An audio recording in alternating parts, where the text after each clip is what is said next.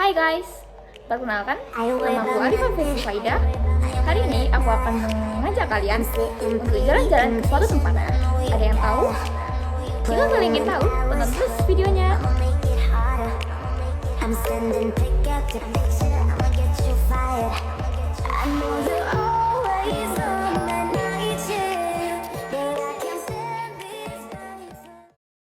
Sejarah panjang masa kolonialisme di Indonesia menyisakan banyak tinggalan fisik berupa bangunan monumental.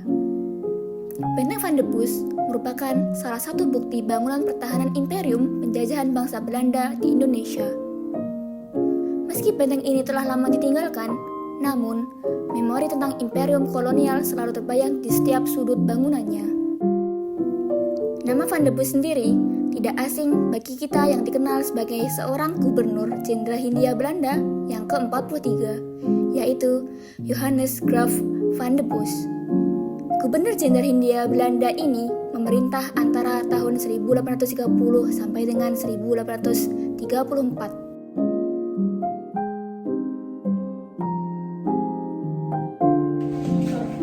Ini adalah gerbang masuk.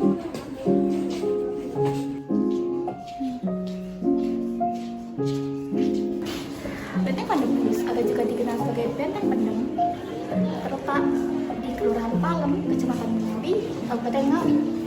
Benteng ini memiliki ukuran 155 kali 80 meter dengan luas tanah 15 hektar. Bangunan benteng berdenah 4 persegi panjang ini dikelilingi oleh tanggul yang lebih tinggi dibandingkan benteng itu sendiri, sehingga dari luar benteng itu seperti tidak terlihat. Oleh karena itu, masyarakat juga mengenalnya sebagai Benteng Pendem.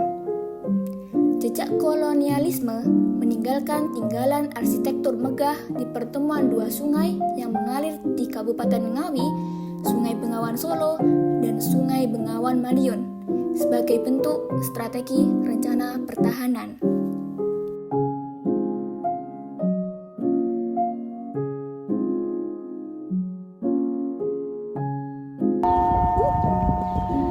Ada yang tahu kenapa Benteng Van de Bosch juga dikenal sebagai Benteng Pendem? Itu karena benteng ini sengaja dibuat lebih rendah dari tanah sekitarnya agar memenuhi unsur ideal bagi suatu benteng pertahanan. Kelompok bangunan yang mengelilingi benteng dirancang dengan gaya arsitektur Indis neoklasik, dan beberapa jajar bangunan dengan rancang bangun lengkung. Gaya arsitektur inilah yang memberikan konsep bangunan pertahanan yang megah dan kuat. Pemberian ruang yang begitu kompleks dapat memberikan bayangan mengenai hilir mudik aktivitas penghuni benteng kala itu, baik aktivitas kemiliteran maupun non-militer.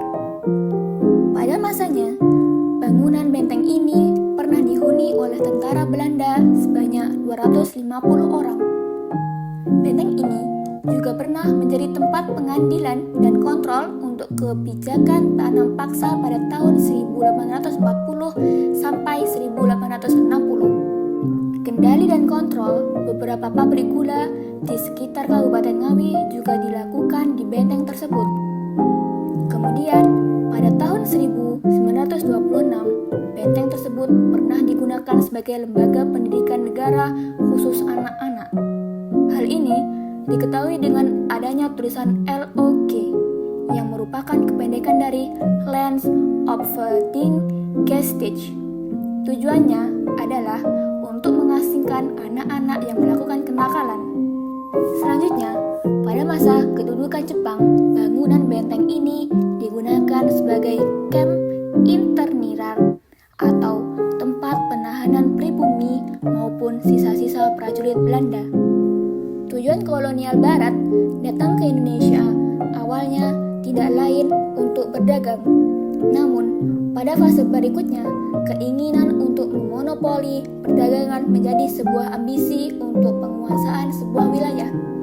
Aturan mengenai pendirian benteng sendiri terjadi ketika pemerintahan Jenderal de Kock pada tahun 19, yaitu pada masa Perang Diponegoro. Pada saat itu, Ngawi menjadi salah satu pusat perdagangan dan pelayaran di Jawa Timur dan dijadikan pusat pertahanan Belanda di wilayah Madiun dan sekitarnya dalam Perang Diponegoro 1825 sampai dengan 1830. Perlawanan melawan Belanda yang berkorban di daerah dipimpin oleh kepala daerah setempat seperti di Madiun dipimpin oleh Kertodirjo dan Ngawi dipimpin oleh Adipati Judoningrat dan Raden Tumenggung Surodirjo serta salah satu pengikut Pangeran Diponegoro bernama Wirotani.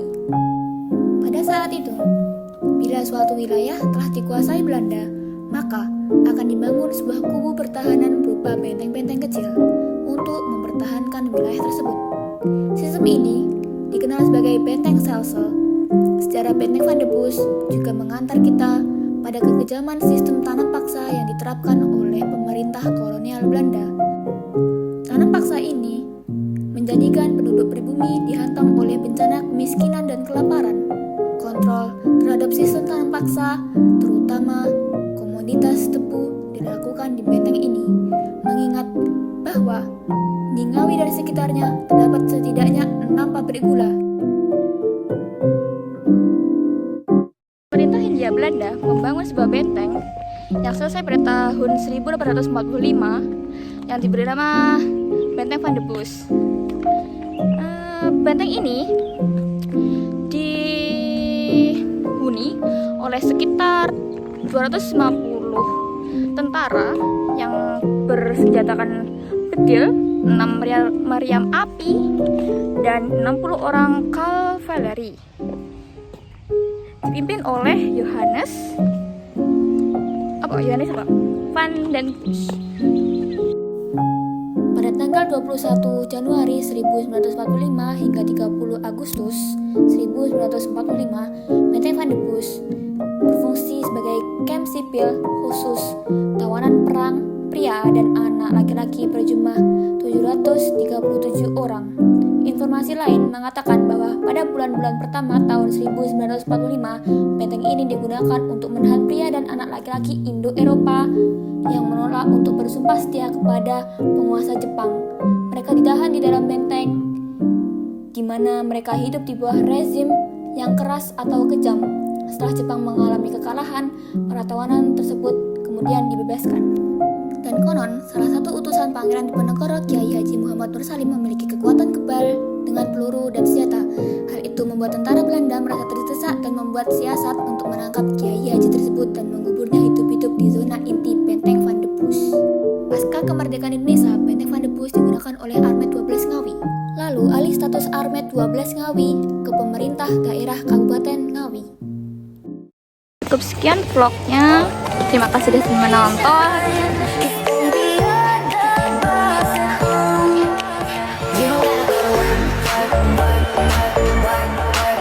What you